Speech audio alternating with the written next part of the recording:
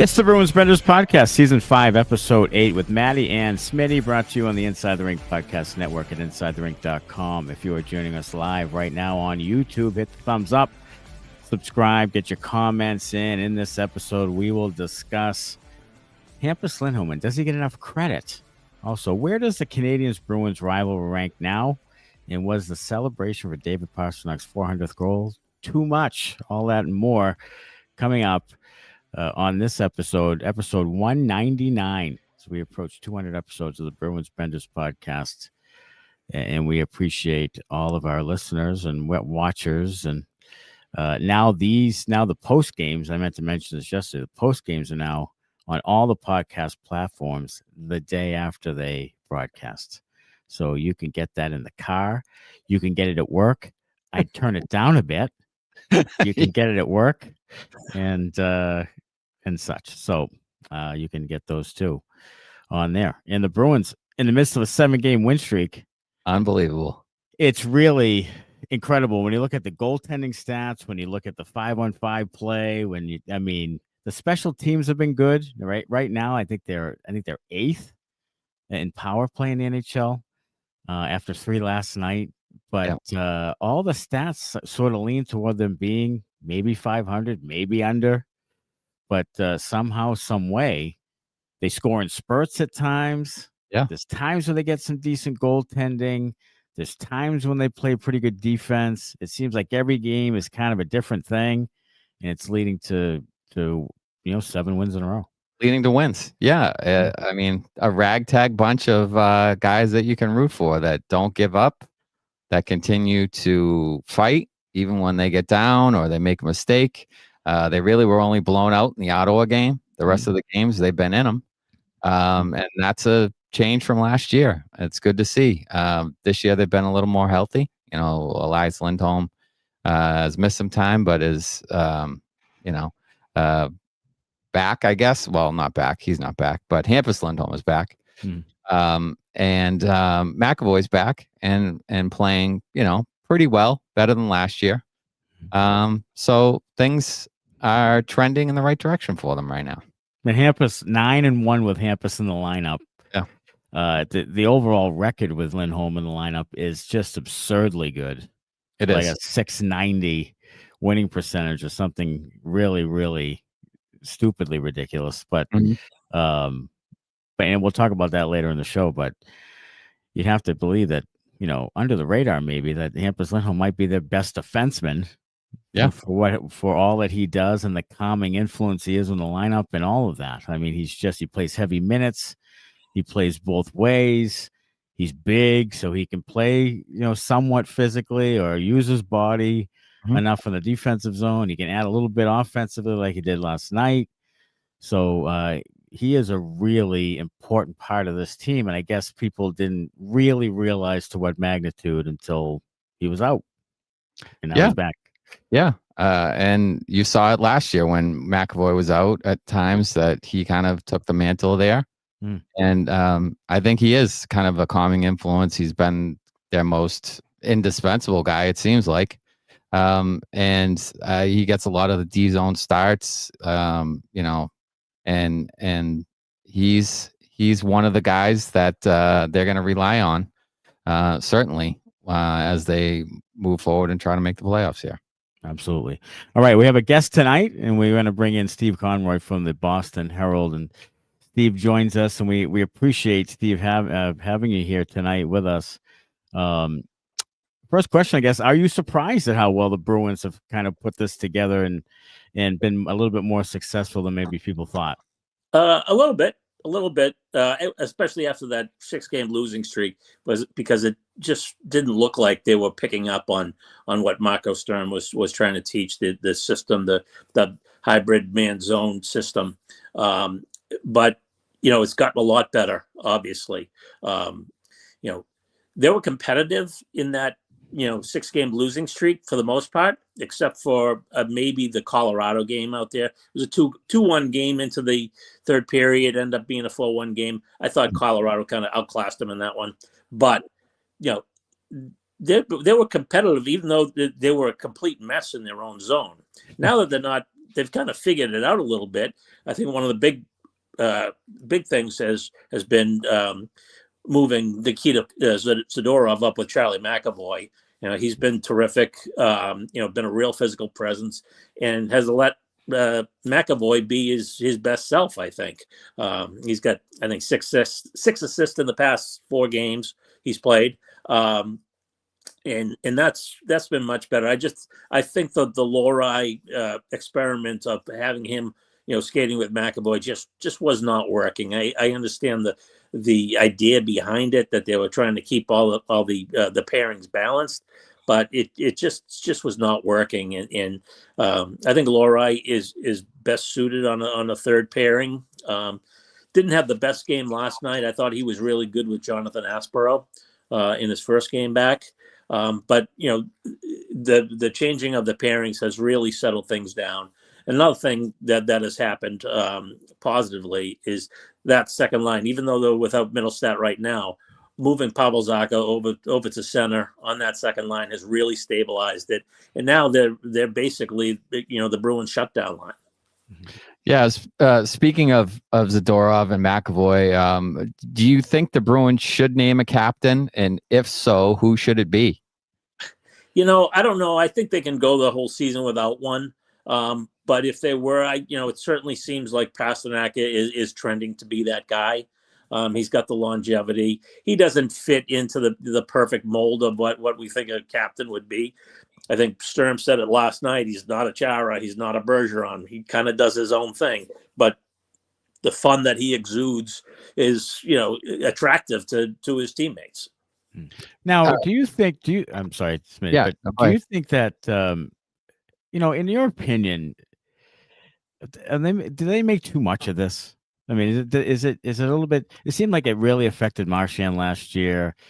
Is it almost like it sort of takes on a life of its own that it really shouldn't?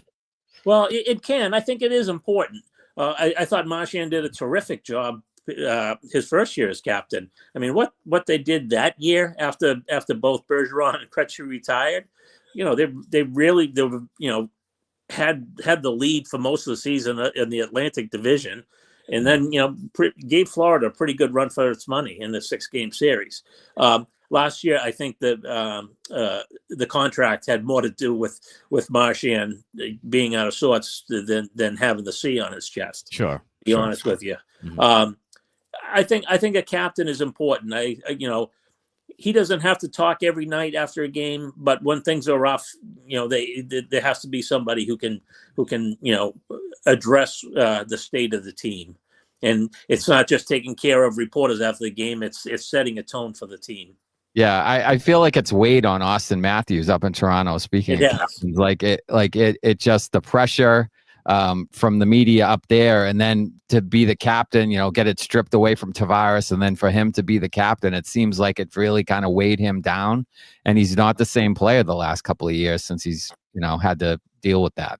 Yeah, and he's had some injury issues that he's kind of kept very private. Nobody really knows what's been going on with him that much. But yeah, I don't think he's a natural for that role. But when you're the best player, sometimes it's foisted upon you, and sometimes I think it's unfair to do it. I think when Joe Thornton got the C here, I don't think it was ideal for him. Sure. What do you think the biggest? I guess it seemed to be there were more holes than maybe we thought there were. But what do you think is the biggest weakness right now on the Bruins? It's funny. I would have said scoring, but sure. they went into tonight, I think, ranked 6th in the league in goal scoring. It's amazing.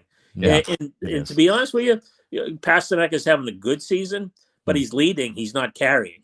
No, he's been good. I think only McAvoy, Peeke, and Jookie Harju of the regulars are the only ones who haven't scored a goal yet. Right. So they've managed to space it out. That third line of Kastelic, Minton, and Jeannot has been a great tone setter. Mm-hmm. But yeah, it's I would think at some point during the season there's going to be a goal scoring drought, and we'll all say, "Ups, this was it." But it hasn't happened yet. I think there's a drop off in depth at defense that you have to be careful of. And we saw when Hampus Lindholm went out, was not good. They're 8-1 with him in the lineup. Right. Right. What do you think the biggest need is? Because you did mention a possibility of a scoring drought, but then also maybe their depth on defense isn't exactly as good as we thought it was. What do you think their biggest need would be going forward if they were to make a move maybe at the deadline to try to shore something up? Yeah, I don't know. I haven't even really been thinking about that. Right. There's so many people who still think they should be sellers at the deadline. Sure. And maybe they would be. Maybe that's what comes to fruition. But right now, you're not moving anybody. People want to move Pavel Zacha, and he's an incredibly valuable guy for this team. With his salary and what he does, he plays in all situations. If they fall out of it, sure, you probably have to look and see what you might be able to get for them. But they'd have to see where they are. If they're comfortably in, I'm still not giving up any of those first round draft picks that I have. Right. Maybe you give up a third or fourth and try and get a veteran on an expiring contract, somebody who can put the puck in the net. A lot of people say you can never have too many defensemen. Oh, sure. And they really haven't replaced Brandon Carlo. As much as maybe it was time for him to go, still got to replace that right shot D under McAvoy. They really haven't done that either. Peeke has really stepped up. I had pegged him as a third pairing guy, but he's basically playing second pair minutes here, and he's holding his own. He's skating with Lindholm, and he's doing pretty well. I think it's early in the year, but I almost still believe that the Bruins should probably not buy too much and stick to the plan, whatever the plan is. But this would be a year that even if they're in the playoffs, standing pat would not be the worst thing. Right, and I think that's similar to a Patriots thing where they're like, yeah, we're doing great, but we really see the bigger picture where we still have some holes and we still have to stick to the plan. And I think that's probably what they should do. Yeah, I just wish the Patriots hadn't given away some of their depth that they did. Oh, I know, and that's probably going to come back to bite them. Yeah. So where do you think David Pastrnak will end up ranking in Bruins history as an overall player, and then do you think he'll pass Busick for the overall goal scoring record? I think he will, as long as he stays and finishes out this contract. I think he'll probably pass Johnny. His legacy, he's got to get a cup. That's the one thing. He's obviously very close in 2019. But I think he's probably a Hall of Famer. Oh, sure. Yeah. And I think it's true. And I think that's what probably holds Tuukka Rask back with the whole greatest goaltender, because I think he's the most talented goaltender I've ever had. But I think that holds him back too. And I think it would hold Pastrnak back because of the history of all those great players. Yeah. Had cups, other than Bork did another team, but for the most part, those 70s teams with the Bruins, and people will still hold on to that when it comes to Pastrnak. But I'll tell you, you can make a case if he finishes out the contract and adds on some more years to the contract and finishes as a Bruin. There's going to be a debate on whether or not he's, it's not going to be but it's, 2, 3, he could be up there. He'd be up there. He's, or revolutionize the game. And as talented as Pastrnak is, I don't think you can say that about him. But if he passes Johnny Busick on the goal list, he's probably right there at number 2. Right.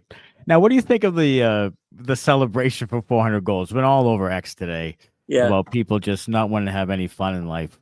But it seemed as though I see it as a team that's together, a team that really loves their superstar. I see it as a really good, positive toward Pastrnak, the type of person he is, type of teammate he is. But other people will think it's not that big of a milestone, and why are they going on the ice? What was your thought on it? It's funny. I was a little surprised when they came streaming on, and even Pastrnak after the game, I was too. Surprised. I'm like, I don't know if you could do this, but boy, right. So it was a little unusual. Let's put that sure on the table. Sure. But yeah, I mean, this is a team. A lot of the guys who were here last year, they don't want to repeat that, and I think they're grabbing on to any kind of positive thing that they can. And last night was one of them. And I don't have a big problem with it. Right. Yeah, I didn't have a problem with it. I think, sports are supposed to be fun, and, you might as well, celebrate a moment. It's a great moment. 6th Bruin in team history to score 400 goals. Only the 3rd Czech player ever to do it. So I think it's kind of a big deal, for him. And I'm glad his teammates kind of celebrated with him. Yeah. Speaking of celebrations and the holidays, what is your favorite Thanksgiving side dish? Oh, it's the stuffing. Yeah, me too. I love it. And some of we get my mother-in-law makes the stuffing with some sausage in it. Oh yeah, I'm with you. In the bird or no? I like it outside the bird. It's got to be a little crunchy. Oh, okay. Okay, yeah. But yes, the sausage does add quite a bit to the thing. Now I'm all fired up. Was it 2 weeks from tomorrow? Yeah, absolutely. Yeah. So Steve, just finishing up, what's your prediction for this? Wait, could they? I mean, they could, but do you think they'll make the playoffs? I'm going to stick with my earlier prediction that they can compete for the playoffs. I'll think that they'll be right there. I think they're going to be right on the line. Because I think even though Tampa's getting smoked tonight, I think Tampa's going to come on. Florida will probably come on once they get Tkachuk back mid-season. That Barkov loss is a huge loss, but I think that they're going to be inside the bracket. So I think it's going to be a battle. I mean, it's impressive what Ottawa is doing right now without Brady Tkachuk. It is. And it looks like Montreal is still very much ascendant. One of the teams I can't figure out yet is Detroit. It feels like they have enough, and then just kind of not. They look great one night, not so great the next night. Right. I had the Bruins just missing the playoffs at like a 78, 80 point kind of season. I think I'm going to stick with that because I think, look at a really difficult injury or two, and they could be really in trouble, like especially offensively. Yeah, their margin of error, even in all these wins, has been fractional. Right. So I think that could be true. Well, Steve, thanks a lot for coming on. We really appreciate it. Sure. And maybe we'll have you on down the road. Yeah. Enjoy the rest of the season. Okay. Enjoy the holidays. All right. You too, Steve. Thanks so much. Bye-bye. Steve Conroy from the Boston Herald joining us here on the Bruins Benders podcast. And it's funny and we'll get to it in a bit, but the celebration for Pastrnak, and when I started seeing all those people really ripping on him for it, and it was a good point that from Pasternak's standpoint, as far as being a Czech player and all that, and we know how much he cared for it when he was playing in the World Championship. Like we realize how much he really cares about that with his home nation, and for him to be up that list, Czechs. I mean, he could be the greatest Czech player of all time. Well, at some point, right? I mean, it's Jágr, so yeah, right. If he plays the 53, then he's in. He's got a ways to go. Jágr had some pretty unbelievable seasons. Yeah. But what did Jágr have? 1,700 points or something? Something like that. Something outrageous. I mean, outrageous. And he, a couple of cups. So he's played with half the teams. Yeah. He's got quite a legacy to live up to with the Jágr. Yeah, but the Jágr. I think it's certainly possible he could end up number 2. I mean, and that ain't bad. I'll tell you what, if he ends up number 2, and I'll tell you, if there's a debate, I'm going to tell you that people aren't going to fully embrace it. If he's let's say he plays his whole career with Boston, scores 800 fucking goals. Mm-hmm. I'm telling you, there's going to be people out there who aren't going to embrace it fully. International player, like that whole thing will come back to bite him like it has other players. Like if he doesn't win, or just in general? If he doesn't win, definitely. Yeah. But just in general, I think that people will kind of scoff at that. Like people won't give him. There'll definitely be people out there who won't put him over Bergeron for their own foolish reasons. Yeah. I mean, sure. I think that's probably true to a degree, but I would say that he'll definitely be more popular than Krejci because he's a goal scorer. Like goal scorers are sexy. Krejci was more of a passer. Mm-hmm. It wasn't highlight reel stuff. Like Pastrnak's a highlight reel. He's a human highlight reel. Sure. So I think, he'll get some love, especially from this generation. If he, the Bergerons and the Neelys and the Borks are kind of starting to, once you get 6, 7, 8 years of Pastrnak without Bergeron, right. And this current generation, he's going to be their guy. Like that's going to be, he's going to be the face of the Bruins. Mm-hmm. Whereas, when we were growing up, it was Neely and Bork and so forth. And then it was, Bergeron and Chara and, and now I think it'll be Pastrnak. So, he'll get some love, but he's going to need to win to really be put up there with, some of the greats in Bruins history. Absolutely. All right. Get your comments in. We'll get them on at the end of the show. 7 Chirps, sponsored by Lops Brewing. And Lops, the brewing and tasting room in downtown Woonsocket, Rhode Island, specializing in small batch ales and lagers, open 7 days a week. Use the coupon code SPORTS to get 10% off your online order at lopsbrewing.com. Follow them at Lops Brewing for new beers and events. Chirp 1. Does Hampus Lindholm get enough credit for being the player he is on this team? From us, he does. He does. We ball wash Hampus Lindholm like a mofo. We do. We love me some Hampa. From the rest of the fan base, I would say no. I think he's a little underappreciated. I think he's becoming more appreciated because you're seeing now more and more on X. 8-1, 9-1 with Hampus in the lineup. That stat about the record with him in the lineup overall in his career as a Bruin, so it's starting to come a little bit, but it's not probably where it should be. For sure. I think when he first burst onto the scene, he played extremely well. Yeah. Even offensively. And that was something that people really started to endear themselves to him. And then he tailed some and he sort of came back to the pack. Then he got injured. And then he kind of fell off the map when it came to like the people that are identifiable on the team. And right now, like you can make a case that he's your second best player. Like because of all that he does, or second most important player. Let's put it that way. Yeah. Because of all that he does on the team. I think being a Swede too, that maybe doesn't have as big of a personality as some of the other guys probably hurts him a little bit in that regard as well. And he's not a piss and vinegar guy. He's not a big bad Bruin. But Jesus, talented. There is. Chirp number 2. Hey, a yay or nay on 34-year-old Brayden Schenn? Sure. Yeah. I don't know. Yeah. I don't know why you haven't figured it out yet. Anybody that is better than what we currently have, I am a yes on. Yeah. You are definitely a grass is greener on the other side.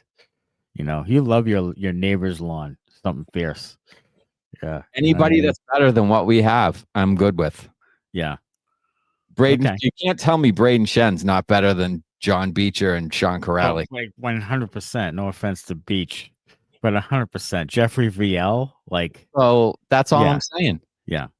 You're not gonna go and get Connor McDavid and Leon Draisaitl. Those guys are walking through the door. No. So you got to get better in incremental pieces. Sure. And so if it's Brayden Schenn, it's Brayden Schenn. You're a little bit better than you were yesterday. Okay. And that's how I want to do it. Yeah. I don't think you're not going to be able to sign this amazing free agent class. They've all re-signed with their own teams. Right. Adrian Kempe is going to re-sign with Los Angeles. Mhm. They're all going to re-sign with their own teams. So Mhm. you're going to have to get, probably some veteran free agent guys that are middle of the road Mm. and be able to sign those guys and bring them in.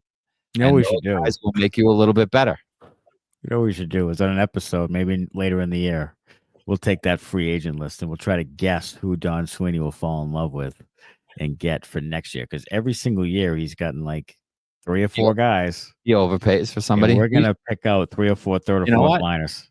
We shouldn't even pick. We should do, we should do like a Felgram as big board where we No, just the big ball. We throw the dart. just throw Let's do shit. that. Yeah, Let's do we that. just throw shit at the list, and All we'll right. and we'll see if we We'll can get a find guy. out who they pick. Okay, we're gonna Yeah. hit one.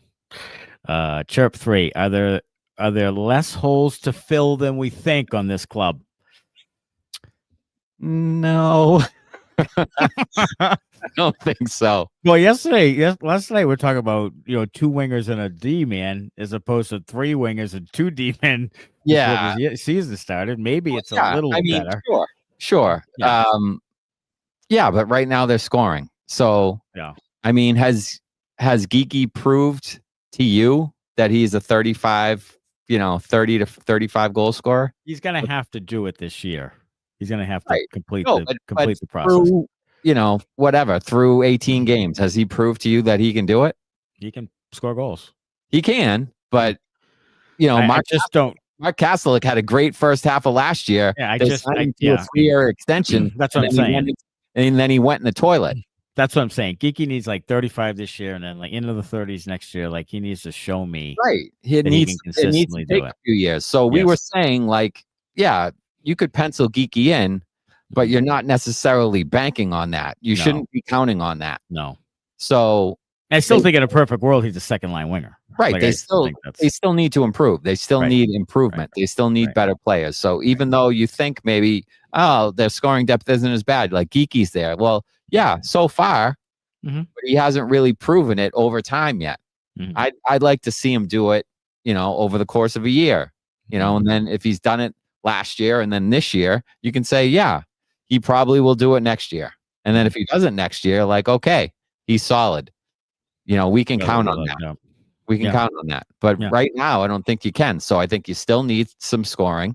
Mhm. And, we talked about it with Steve. You still need some depth on D. I think your right-handed defense depth is bad right now. It's bad. You have bad. guys- If Peeke gets hurt, you're fucked. You're screwed. Yeah, I mean, you have left side guys playing the right side. You had Yeah. Jonathan Aspero playing his off wing when It's not good it was offside when Yeah. McAvoy was out. It's not good enough. So you need some improvement there for sure. Like it's McAvoy, and then like if one of Peeke or McAvoy get hurt, you are fucked. You're fucked there. You are It's- screwed.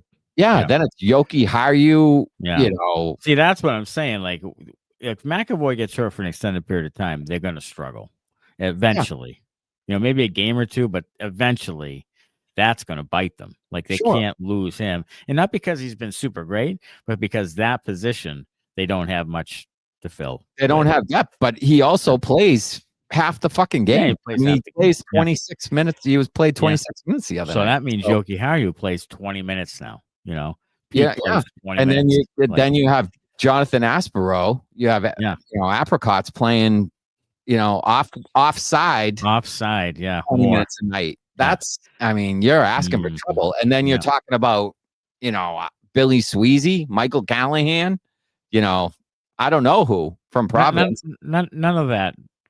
None of that makes me feel good. No, it No. shouldn't make you feel No. good. So that's like a sneaky, and we talked about that last year. That's a sneaky need that It they're is a not sneaky really need. addressing. It was a need before Carlo, and it's still now it's a need. Now it's definitely a need. Like they didn't replace Carlo. And I'm not saying they should have kept Carlo.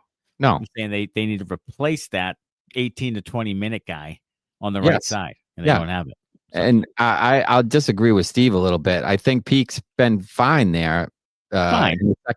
In the second pair, and he's played a little bit above his head, but that's not where he should be playing. No, he should be third pair. He guy. should be a third Yeah. pair guy. And if Yeah. he's your third pair guy, then you're in good shape. And you're fine. But, Yeah. but he's not right now. And I think, No. there's a little something there that they could use a little bit more. on that side.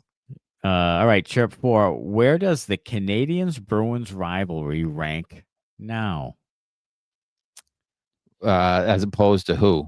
Just their rivalry over the course of years? Yeah, just over the course of years. Like what? Like how hot? I guess is it? How hot is it? It's down. Yeah, way it's down. It's lukewarm at best. Well, there's a bunch of reasons for it. Number one, they don't play enough games within the division. Which is ridiculous. They only play them like 3 times. If you're gonna force everybody with this fakakta bullshit fucking playoff system that they have right now, the least you can do is weigh it. Weigh it and make them play within the division. If you want the rivalries to be there, make these teams fucking hate each other. Yes. Play them 8 times in the regular season and then force them to play each other in the playoffs. Right. So there's that part of it. And then they haven't played in the playoffs. One team's been bad or the other one's been good. So it hasn't been like it was, in the 80s when both teams always made it. They always played each other. Montreal always won. So, into the late 80s when Boston turned the tables a little bit and then it was kind of a back and forth thing. But you need more of that. You need both teams to be good at the same time. That's like the Red Sox Yankees. Both of them were good at the same time. They were. You do need that. And we're battling for, divisions and championships. That's what you need for the thing to heat up again. Well, what you need is to put Richard Zednik into the fucking into the stanchion. Montreal to call the police. Yeah. Right. You need something like that. Right, you need that. But I'll tell you, you need the fan bases to be rabid about it first. Then you need the free agency over time has not helped because people are bouncing around, former teammates, that whole thing. Yeah. And then a schedule, like you said, you play them 3 times. Plus, you need like a heated playoff series. And they haven't played each other in 11 years in the playoffs. Right. So, look at the Toronto, Boston, and Florida, Boston. You still have a little bit of that like sour feeling or that heat about it. Like we haven't played Montreal in 11 years in the playoffs. There hasn't. I mean, there's every Boston Montreal game is a little bit bigger than the rest of the It still has a little bit of a tenor. Yeah, but it's not as big. It's not as big. Like those games they don't mean as much right now because you haven't played them in the playoffs. Sure. There's not as much at stake in those games. There's not. So you need both teams to be good, and then the thing will heat back up where it should be. Shirt 5, was the celebration for Pasternak's 400th goal too much for you? No, I thought it was fun. Like I thought it was fun. I thought it was surprisingly cool. Yeah, I didn't expect it. I didn't expect it. And I was like, oh, that's kind of cool that they went out there and gave him a pat on the ass. Like, good for them. It shows that they're all, they're all on the same side. They're all pulling for each other. Like, it showed me that they're a cohesive locker room. It does. At the very least. It does. Which I think is a good thing. It is. And I think you have to be trying to play this way. Yeah, I think you have to be a mouth-breathing hermit to be that miserable, to not like that or to not think that was cool. Like, it's just it just speaks to. I just feel like people are just miserable as fuck. It does. It speaks to just people like to complain on the internet. You can't enjoy anything. Like you can't enjoy a goddamn thing. And that's just a fun thing with your teammates. Like, I'll tell you what, honestly, the whole team aspect is so down and so fractured. Like, it's so hard to put a team together that really cares about each other and wants to be selfless, like at all levels, from fucking pee-wee hockey all the way up. Like, it's parents, it's all these distractions, it's selfishness, it's everything. And you can't find like enough cohesion. Like, it's so hard to do that, to build culture and to get people behind it. So when you see something like that, it's really important nowadays. Like, it really is. It goes beyond just, well, they celebrated 400 goals and that's not really big enough milestone. No, it's beyond that. Like, it's beyond that. Like, you have a team in a society where we really don't celebrate that as much anymore. You have a team getting together and saying, we're a team and we really love our teammate.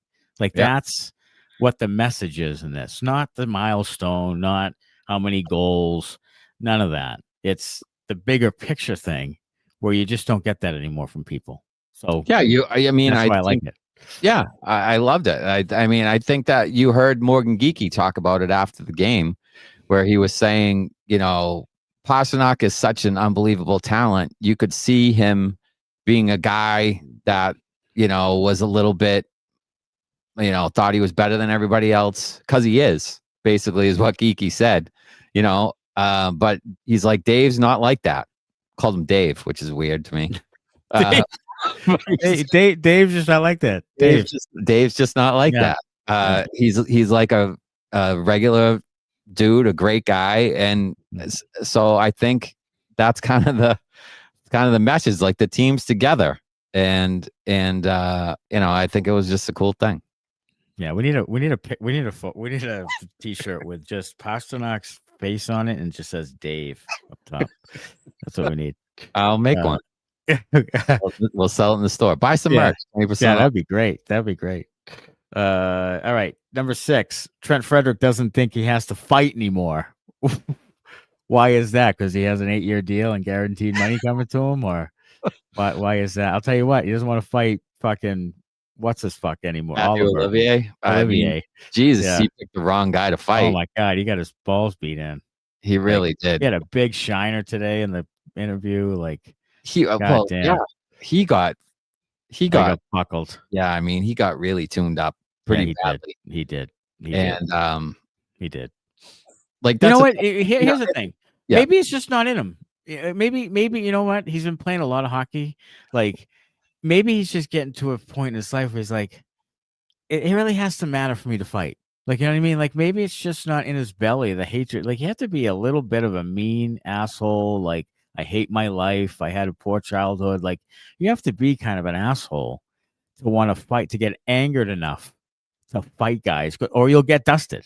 Like, you have to have some anger. So I think that's it. Like, I think it's, you know what? I don't know. Man, look, it's a tough way to make a living. It is. It's a tough way to make a living. It is. And for like the Jeffrey Viel's of the world, who are fringe NHL guys, yeah. If fighting's what you got to do to stay in the league, you fight, you scrap, you do whatever you can. But for a guy like Trent Frederic, who had a little bit of success here, we didn't particularly care for it, but he had some success here. Yeah, he had a fan club. And had a fan club, fight club. And and then he went to Edmonton and signed a long-term deal. Mm-hmm. I mean, I'm not fighting if I'm him. No, I'm not. I mean, and your coach calls you out, and then you got to fight the next day, and you get rocked. Like, he's got like a guaranteed $25 million coming over the time. Like, I don't know. I just think that, again, you got to really have it in your belly to like want to go out and protect your teammates and fight. And we've seen guys. So there's protecting your teammates, and then there's just dropping the gloves for like a spark. Yeah, you know what I mean. That's different. Like I'm definitely not a fighter. No, but I would drop the gloves to protect a teammate. Sure. I wouldn't just fight to fight, though. No, I wouldn't like. Okay, tonight I'm going to fight someone. I'm going to pick a fight. Like that's hard for me. That's hard for me to get enough anger. Like you have to have some anger. Yeah. And as Dan Maynard says, do we know how Frederic's new fan base is taken to him? They want to get rid of him. Yeah, I'm telling you, Dan. Edmonton's not Boston. Boston loves the fighter guy. They love the tough, rugged, blue collar fighter guy. Like he was best suited probably for Boston. He's going to have the most amount of fans in Boston because we like those guys. Jay Miller, Lyndon Byers. We like those dudes. Like, so Edmonton is not that. Like, they're not going to get behind a guy who just fights every once in a while. They want to win cups. They want talented players. They're used to Gretzky and Messier and McDavid and Draisaitl. They want good play. And Frederic doesn't provide great play. Frederic for large chunks. I mean, Frederic was going for a Friday night, hold hands with your date, skate around the ice there for like a month and a half in the middle of the last season. Oh my God. So, if you don't remember that, like he was a nothing burger last year. Like bad. I mean, Edmonton, they put him on the first line. Like he was on the first line. He was on the first line. Yeah. And he did nothing. And they took him off the first line. Future Hall of Famers. Yeah. So, like I think they wanted him for toughness and grit, and he's not giving it to him. That doesn't necessarily mean fighting, though. That could just mean stirring it up. That could mean hitting. That could mean being Mark Kastelic. He doesn't fight a ton, but he, yeah.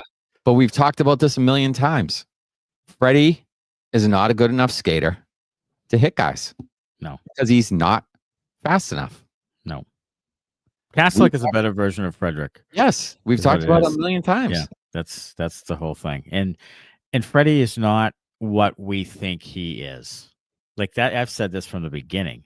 We are not what we think he is. We think he's this. Yeah, he's this gonna go and fight and put guys through the wall and all that. He's not that guy. Connor, what do you got? Having spent a little time with the Oilers podcast on the network, I've gotten a little bit of a feel for how they feel about Frederic and how they got to where they are wanting him to be more physical and fight is they brought him in. They said, hey, you've been a little bit stifled in Boston. You've got a little bit more talent than you've displayed and been able to display. They put him on the top line. And now it's the realization of, okay, well, this guy, I guess, really was a fourth liner in his whole career. And now he's providing nothing offensively, nothing defensively. So they say, what the fuck? You can't even fucking fight? And that's what leads to this the other day. And he gets his fucking bag beat in. And what does he do? Is he going to go back into the coach's room and say, look what you did to me? What do you do? Maybe. I'm telling you right now, I don't know if anybody scouts anymore. It doesn't seem like it. It doesn't seem like it. It seems like they just think, they hear narratives of a player and they go and get them. What I would fire your entire hockey staff. Whoever thought Trent Frederic had more talent than he'd let on is a complete fucking buffoon. Like, he is not a talented hockey player. He's not. He's a borderline, to be honest, he's a borderline NHL player at this point. I mean, he doesn't do it. Look at his stats. He doesn't do anything. Like, you could get another guy in there. I'd rather play Alex Steves. I'd rather play, whoever the fuck. Go ahead, Connor. The Edmonton front office probably read the 3 sentences that Don Sweeney read about Frederic right after he drafted him and said, we'll take him. Okay. And you know what? We should send him an old clip of the Whipping Boys in season 1 and then just reiterate how much of a fucking moron those people are. That's just incredible. It was.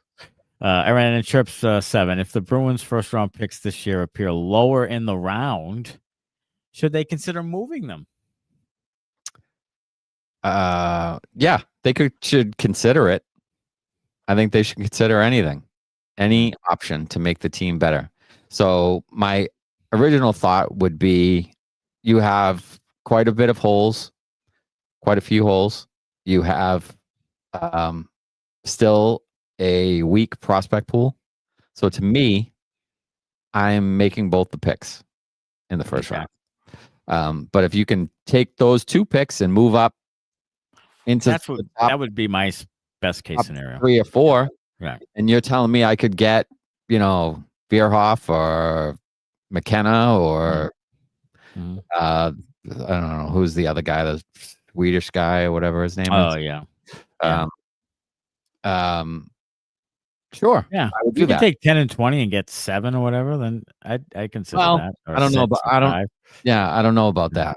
Because I think there's a clear top 3, top 5. If I can get if I can get one of those 5, sure, I'll move up and do it. But if 6, the player at 6 is the same as the player at 10, I'm not doing it. Yeah, you're not going to do that. That's true. Pick a 10 and I pick a 20. That's true. And increase the prospect pool. Yeah. All right, let's get some comments, and we'll do Beauty and Bender. Sounds good. You guys have been good about getting the comments in. Pejman, so many ifs had to go the Bruins' way in order to make the playoffs this year.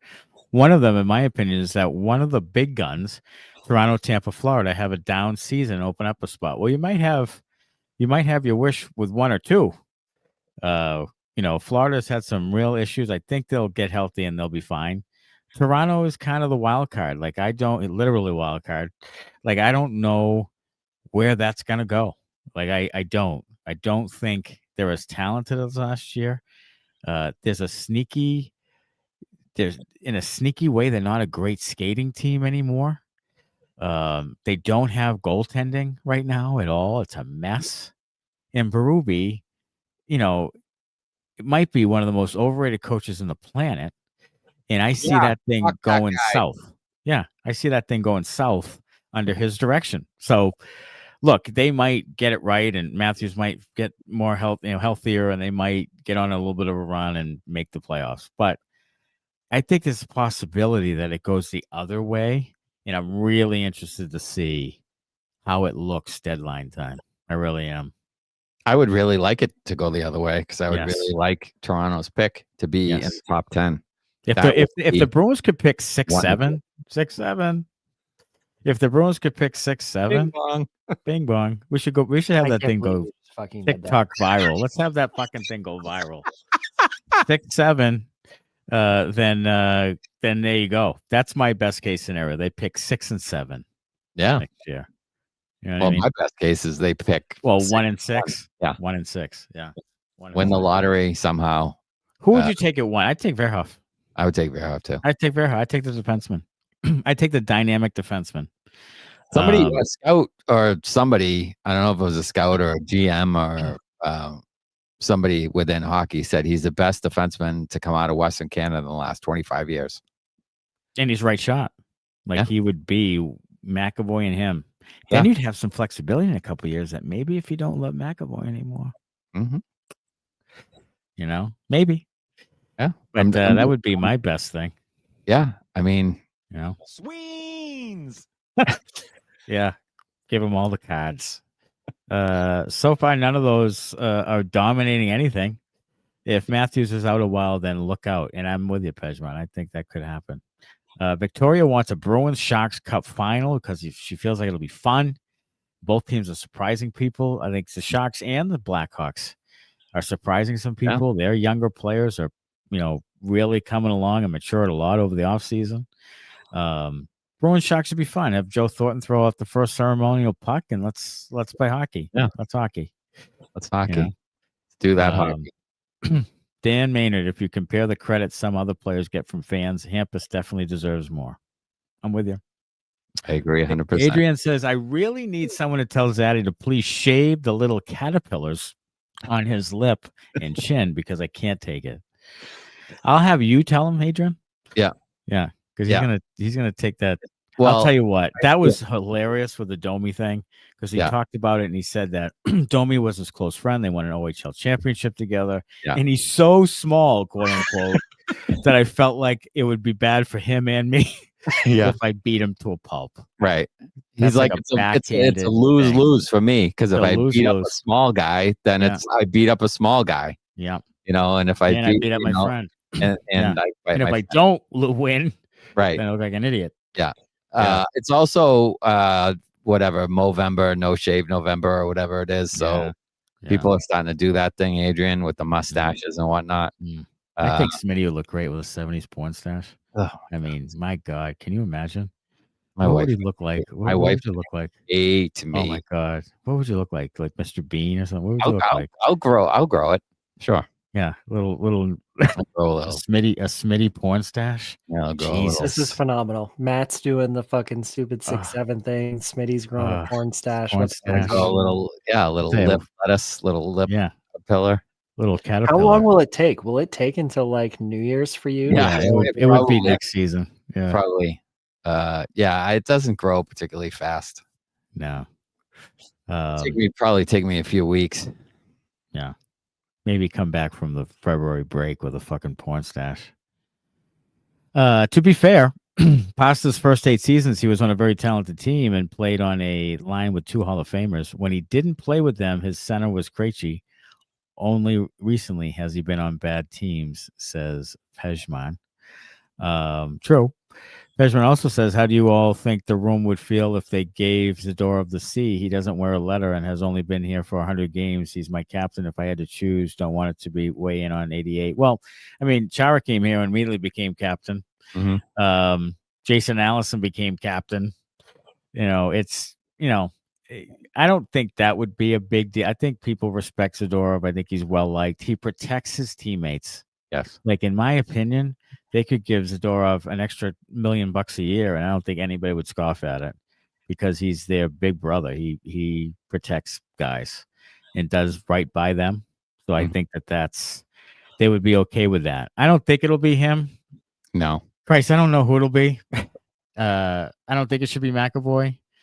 Part of me thinks it should be Hampus Lindholm. Like, I don't know. I don't want it to be Pastrnak. So I don't even know. I'd like it to be Zadorov, but I have a feeling because they didn't put the A's on him that it's not going to be. So I don't know. Yeah. I think there's a chance it could be Hampus. I really do. But yeah, and I think there's a chance. I don't think it will be. I think it'll probably be Pastrnak. I don't really want it to be him. Like you said, I feel like that thing weighs on people. And Steve brought up a good point. Maybe the contract was more to do with Marchand. Yeah, and that's a valid point. Struggling with it a little bit because he was really good the year before. But I don't know. I feel like since he's gone to Florida, he's been much freer to play the way he likes to play. And maybe it's also that he's playing with really good players. Sure. That's probably a big part of it. But I don't want Pasta to have that added pressure. He already has enough pressure carrying the whole team, having over 100 points when the next closest guy has 65 or whatever. That's a ton of pressure. He's got to think to himself, if I don't score or produce each night, we probably lose going into it. And then you add on all the responsibilities of being a captain and a captain for original six that, Sweens loves to bring up all the time. Like, that shit weighs on people. Weighs on Austin Matthews. I'm convinced it does. Weighs on Austin. I'm convinced it probably does too. It's all part of the deal over there. I'm sure it does. I don't want that for him. So I would rather have it be someone else. But I think at the end of the day, it is going to be Pastrnak. I think Steve might be right. I think that you may not see a captain all year. I think they might. I don't think you will. Yeah, I think they'll wait until next year too. But even then, I don't want it to be Pastrnak. I don't want it to be Pastrnak. It'd be so Bruins though to take that 400 goal milestone and that whole the team comes out and then name him captain next week. We love our pasta. Sure, they could do it. I'll lose my mind. I will lose my mind. They might do. They might wait until he passes Bergeron and give it to him. Give it to him right then. Yeah, that would be so Bruins to make it a fucking PR move. Yeah. Bruins 1970. No captain. If it ain't broke, don't fix it. Correct. Yes. DKJ Barry says 8 games minimum against division rivals. I agree. I think they should play 8 minimum, or pick like Toronto, Montreal. If the other ones are 6, whatever, but take a couple of your original 6. I'd make that 8. I'd settle for 6 right now. They're doing like 3 or 4 or something. Like, it's not enough. I go 3 and 3 home and away. Sure. Yeah. And spread it out. Yeah. Heat Grim says, cannot wait for the Tufty episode. I'll definitely be naked for that one. Well, I might be too. Yeah. I mean, everybody in their birthday suits. Let's welcome Riley. Like, naked. Welcome the guy. Here's the thing. Now that you just mentioned that, it reminds me. Either through DM and X or Bruins Benders at Gmail, send us some questions ahead of time you might want to ask Tufty, and we'll sift through them. Yes. Give us a little bit of, and it can be not hockey and non-hockey. Yeah. Could be anything. Try to make it anything fun. you want to know about friend of the program, Riley Tufty. Yeah. Put it in the DMs and we'll or send us an email and we'll pick out the best ones and we will ask him. Yeah. I think that'll be good. We want to try to make it fun. We want to try to make it engaging. So I think we need you guys to be to show up. Yeah. Because if it goes well, then we could be looking at more Providence Bruins guys. Yes. And then maybe down the road. Riley has a good time. So we want Riley to tell all his friends. That's right. Man. Dan Maynard says, after last season, how depressing it got, the locker room positivity is a must and awesome to see. It is 100%, Dan. I think it's a credit to Pastrnak. I credit Pastrnak with, because last year I really believe he led by example. Yes. He played terrific hockey when 100%. All of his friends went away. Yeah. And he could have sulked and be pissed and done all that stuff. And he carried that team not only on the ice, but off the ice. Like, he was the man. And he balled out, that was a big thing. That was a big reason why the thing held together. I'm telling you. Yeah, I mean, Marchand's traded, McAvoy's hurt. Like the supposed core of the team was not there. Like Swayman was a shell of himself. Yeah, held out. Mm-hmm. And Pastrnak still another unbelievable season. And he was engaged all year long. Yeah, he could have checked out. Oh my God, yeah. Fucking February and said enough of this shit. Yeah, but he didn't. He turned Morgan Geekie into an all-star caliber player along the way. Yeah, that's what he decided to do with the second half of the year when he was like fucking around and trying to figure out what to do with himself. He was like, let's make Geekie a fucking 50 goal scorer next year. Yeah. So yes, I agree, Dan. Bruins are tied for the division lead, and Buffalo is last in the conference. All is right again, says Pejman. The only contract worse than Jeannot is Freddie's. And that's true.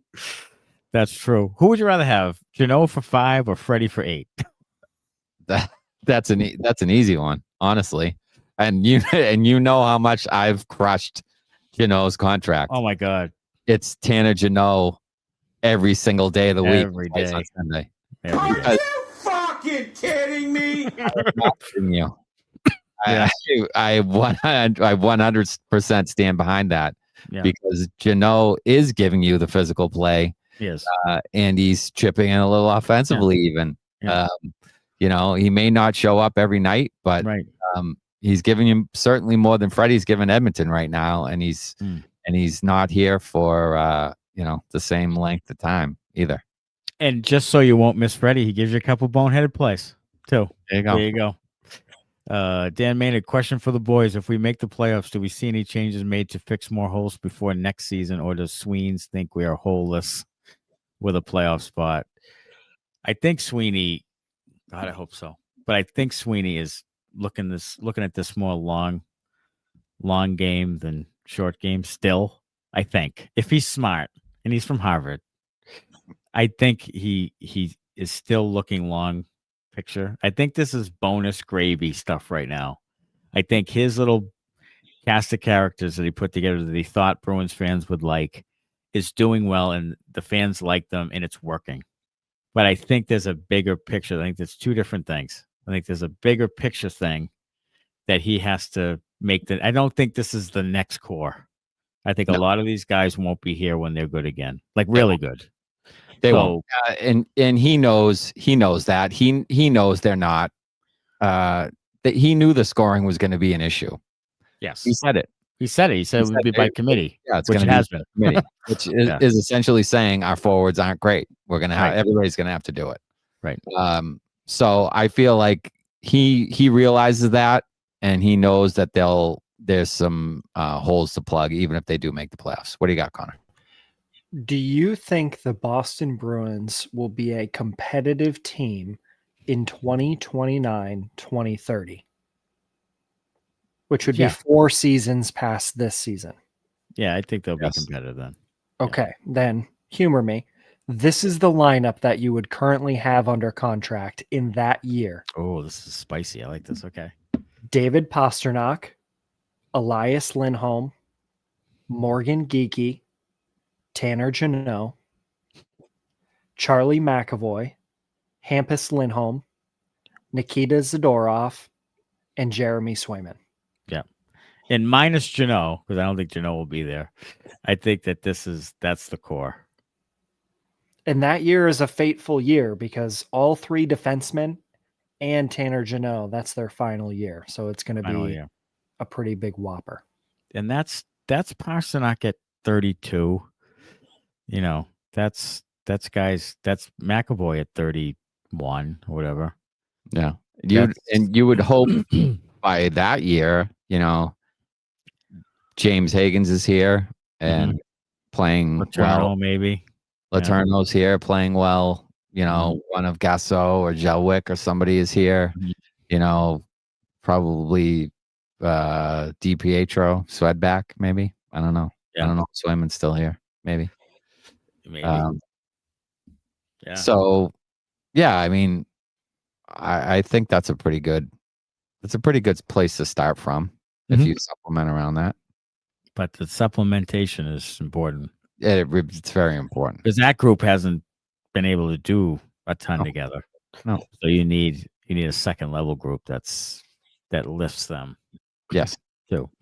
Adrian says LOL 6-7. And Dan Maynard says, don't ever do that again, Maddie. I have a 10-year-old and have to hear that shit all the time. I work in high school, life school, special ed. I hear it in my sleep, Daniel. Like, I get it. Canadian podcasters were wild last night. Former Leafs players scored winning goals against Leafs Saturday and Tuesday. Minton and Steves in 5-3 losses. Oh my God, yeah, they were something. Speaking of podcasters, how about the Kachuk brothers? Yes, starting their own little Kelsey type pod. The Kachuk. I think I'd listen to that one more than the other one, but yeah. Yeah, they're trying to be the Kelseys of hockey. It'll be interesting to see how that goes. They're gonna start it off. I don't know if they're first tomorrow. I think it drops. Tomorrow. No, today. Is it Wednesday? Yeah. Is first it today? episode's Wednesdays. Wednesdays, I believe. Today. Okay. Or I don't know. Next Wednesday might be next Wednesday, but I don't know. The Tkachuk brothers. Yeah. We could be win for them. Yeah, I mean, I'll go on that. They can have us on. Sure. Victoria says, what is the story on Zellers? I know the Bruins got him in a trade, but never really hear about him. Zellers is going to North Dakota.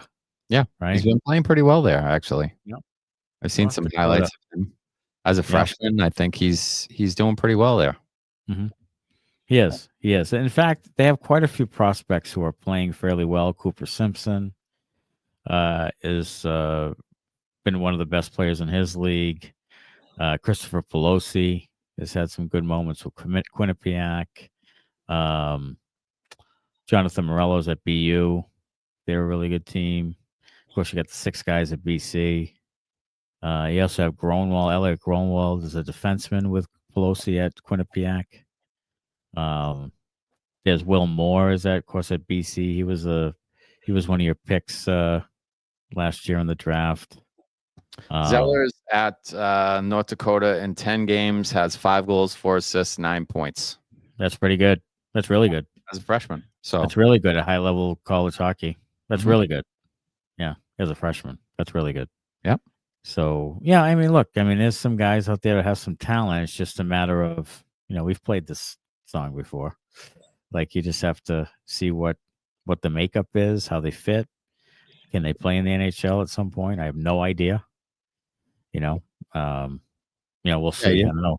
You hope so. You hope some of those guys pan out because you really need them to. They need to hit on some of these guys. It's about time that they hit on, a guy who isn't a first round pick or, just one of their picks in general would be really good if they came into the league and established themselves as a top 6 guy. Like, when was the last time that happened? The Boston Bruins. Well, Jesus.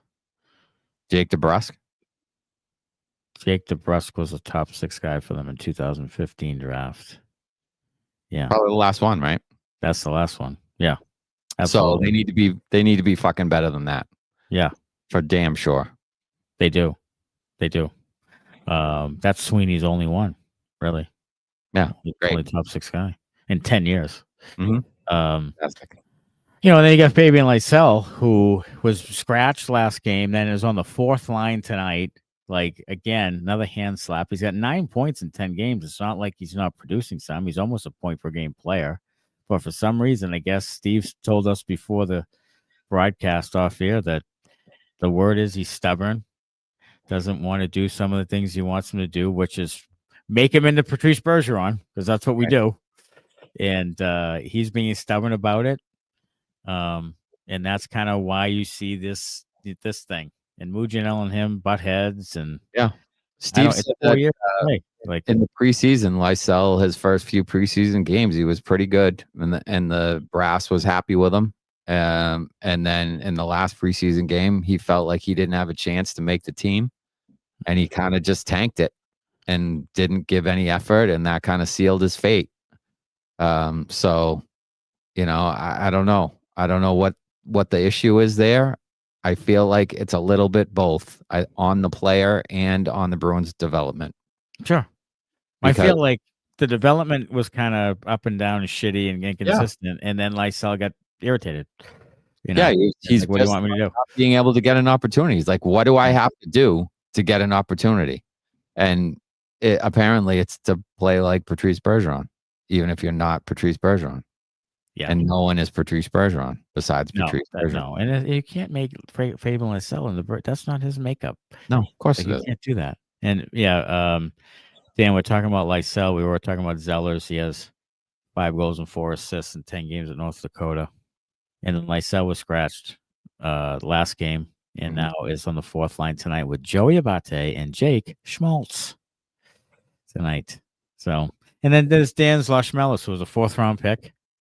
Hot name last year.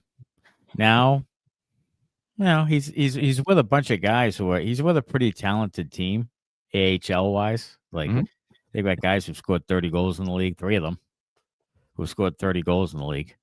And they've got Riley Tufte, who scored 23 and 21 in the league. Like, they've got a talented team.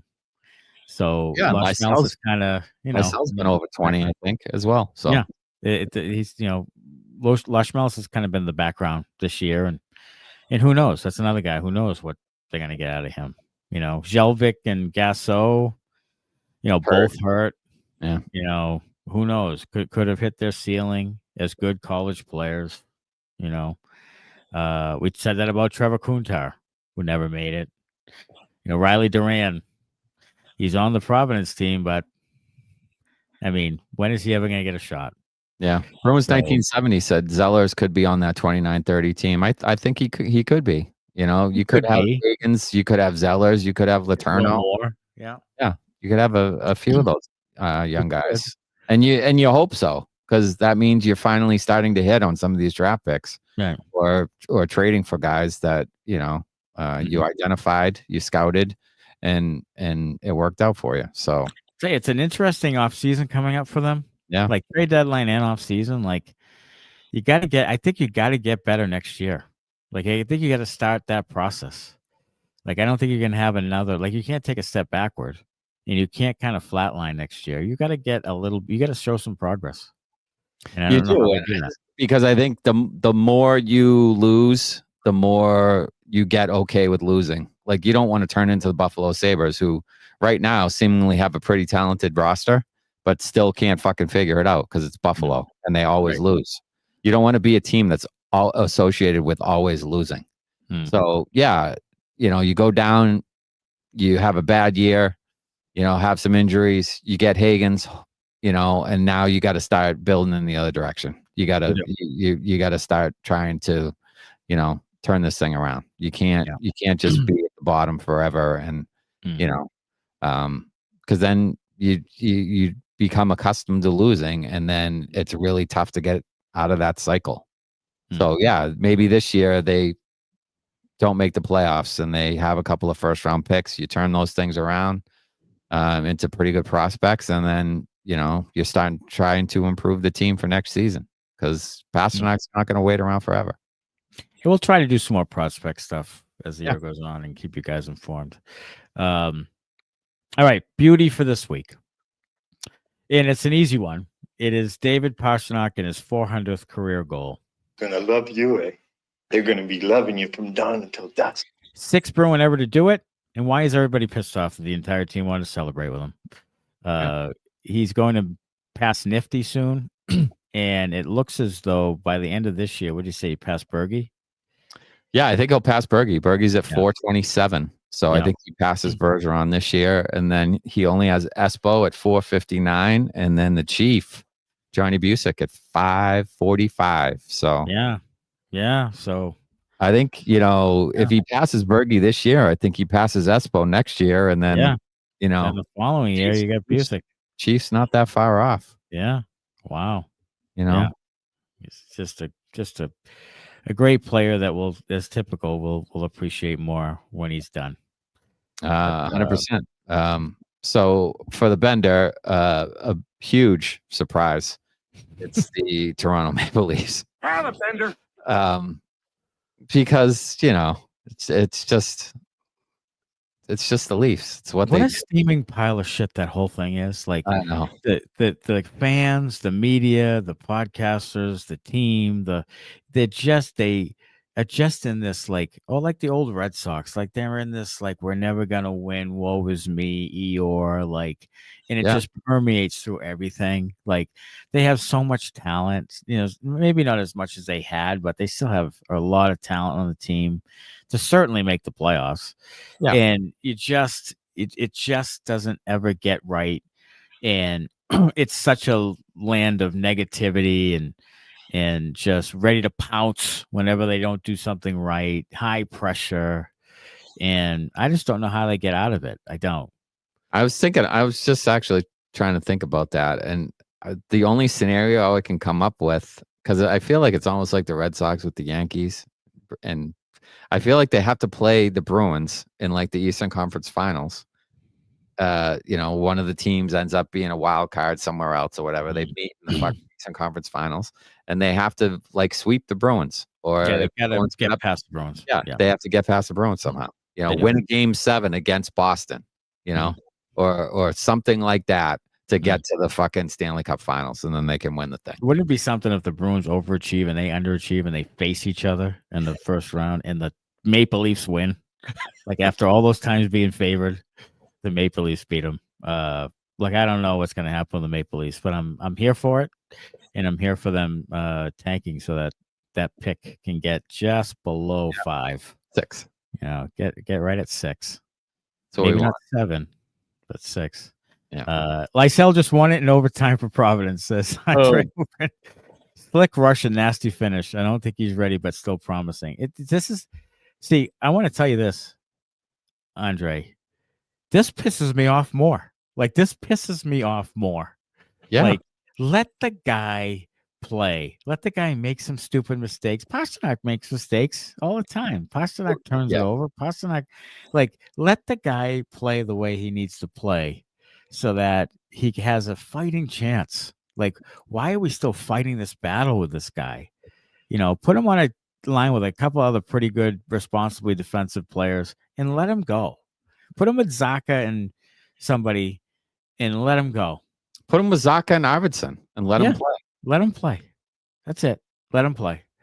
Because Jesus, you can't afford not to take advantage of some of the offensive talent that he might have. Yeah, he might suck. Yeah, he's got speed. He's got offensive talent. He's a little slight. He might get pushed around a little bit. But, there's plenty of smallish guys around the league.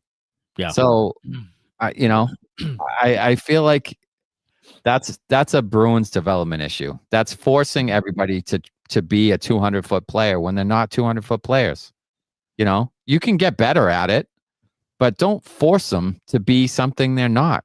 That's, you take all the creativity out of them. You wonder when they come up here, why was he, no shots, -1? Well, he played 4 minutes because he made a mistake and then you benched his ass. Yeah, it happened with Merkulov. Or you played him with 2 fourth-line guys. Yeah. Or you didn't give him any power play time. If you're going to give the guy a chance, give him a motherfucking chance. Sorry, Joe. It's maddening. The development still blows. And Sweeney talked about the development and how it wasn't good enough. And I haven't seen any changes to it. I haven't seen one change to it. So, but we have a director now. So let's see what happens with the director of play development. Hey, thanks for joining us today. Get some merch, 20% off code Sorry John at the website there. Using that QR code. It's almost Christmas time. Tell all your family how much you want this for your Christmas gifts. Yeah. And we'll be back at tomorrow night. We have Ottawa Senators post game. And then next week we have on Tuesday night, 9 p.m. Eastern, we have Riley Tufte joining us, friend of the program. So again, send us some early questions if you'd like. Special thanks to Steve Conroy from the Boston Herald. And we'll see everybody tomorrow night. Until then, as always, go Bruins. Thanks a lot. Bye-bye.